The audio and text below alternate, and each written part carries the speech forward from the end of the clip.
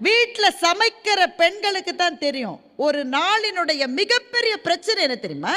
ஒரு சொல்லுங்க நீங்க, ஒரு நாளினுடைய மிகப்பெரிய பிரச்சனை இங்க ரஷ்யாவுக்கும் இதுக்கும் நடக்கிற சண்டையா, இல்ல இஸ்ரேல் வந்து ஹெஸ்புல்லா மேல குண்டு இன்னைக்கு போட்டாங்களா இவங்க, இதெல்லாம் பிரச்சனையா? அதெல்லாம் நாங்க அசால்ட்டா சமாளிப்போம். எங்கள்கிட்ட கொடுத்தீங்கன்னா எங்களுக்கு இருக்கிற பிரச்சனை காலையில இன்னைக்கு என்ன சமைப்பது. இந்த அம்மாவுக்கு நடுராத்திரியில் சிலதுக்கெல்லாம் தூக்கம் வராது. நடுராத்திரியில் எந்திரிச்சு ஐயோ நான் இட்லிக்கு மாவே வைக்கலையேன்னு நடுராத்திரியில் சிலது அரைக்கும். காலையில் எந்திரிச்ச உடனே இந்த பெரிய பிரச்சனை. அவர் வீட்டுக்காரர் பசங்கள்லாம் எந்திரிக்கிற மட்டும் காத்திருக்கோம். என்னடா சமைக்கிறது இன்னைக்கு, என்னங்க சமைக்கிறது? வீட்டில் மாமியார் மாமனார் இருந்தா அத்தை என்ன அத்தை சமைக்க, என்ன பதில் சொல்லுவாங்கன்னு நீங்கள் நினைக்கிறீங்க? சும்மா சொல்லுங்க. ஏதாவது ஒன்று செய், ஏதாவது ஒன்று செஞ்சா இதையா செஞ்ச, நீ தானே சொன்ன ஏதாவது செய்யின்னு சொன்னியா இல்லையா? நீ ஏதாவது செய்யின்னு அவராவது பாவம், அவரால் வாயை திறந்து சொல்ல முடியாது, முகத்தில் தான் காட்டுவார். பிள்ளைங்க சொல்லிடும்.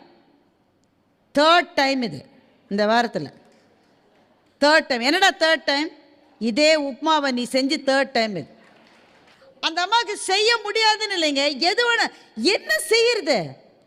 இதில் மூளை வந்து பெண்களுக்கு இருக்கிற மூளை இருக்கு பாருங்க. பெரும்பாலும் ஆண்களினுடைய மூளை அமைப்பு பெண்களுடைய மூளை அமைப்பு ஒன்று தான். பெரிய வித்தியாசம் கிடையாது, சிறு சிறு வித்தியாசங்கள் தான் உண்டு. இந்த left part of the brain வந்து விமனுக்கு இன்னும் ஜாஸ்தியாக ஒர்க் பண்ணும், மென்னுக்கு வந்து right part of the brain இன்னும் கொஞ்சம் ஒர்க் பண்ணும். சிறு சிறு வித்தியாசங்கள் தான். ஆனால் எனக்கு என்ன தோன்றும் என்றால், பெண்களினுடைய மூளையினுடைய எல்லா இழுப்பறைகளிலும் மஞ்சள் பொடி, மிளகா பொடி, கடுகு, மிளகு, தனியா, கத்திரிக்காய், வெண்டைக்காய் இதைத்தான் போட்டு ஆடு. ஏன்னா வேற சிந்திக்கவே முடியாதுங்க. ஏன்னா சமையல் என்பது அவ்வளவு தூரம். சமைக்கிற வேலை பெரிய வேலை கிடையாது, தெரியுமா உங்களுக்கு?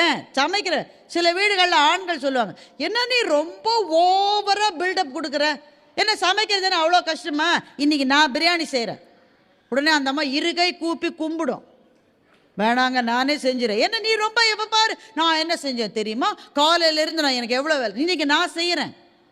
செஞ்சிருவார், நல்லாவும் செய்வார். நல்லா இல்லைன்னு நான் சொல்ல மாட்டேன். பிரச்சனை என்னன்னா, அவர் செஞ்சு முடிச்சுட்டு அதை அண்டாவோ குண்டாவோ அதை வச்சுட்டு தலையை தொடச்சிட்டு போனவர் தான். இந்த அம்மாவுக்கு அதுக்கப்புறமா 2.5 நாள் ஆகும் சமையல் ரூமை க்ளீன் பண்ணி முடிக்கிறது. இப்படியோ செய்யும் சமையல் ரூமை. அதனால தான் முதல்லயே விழுந்து கும்பிடுது, வேணாங்க நானே சமைக்கிறேன்.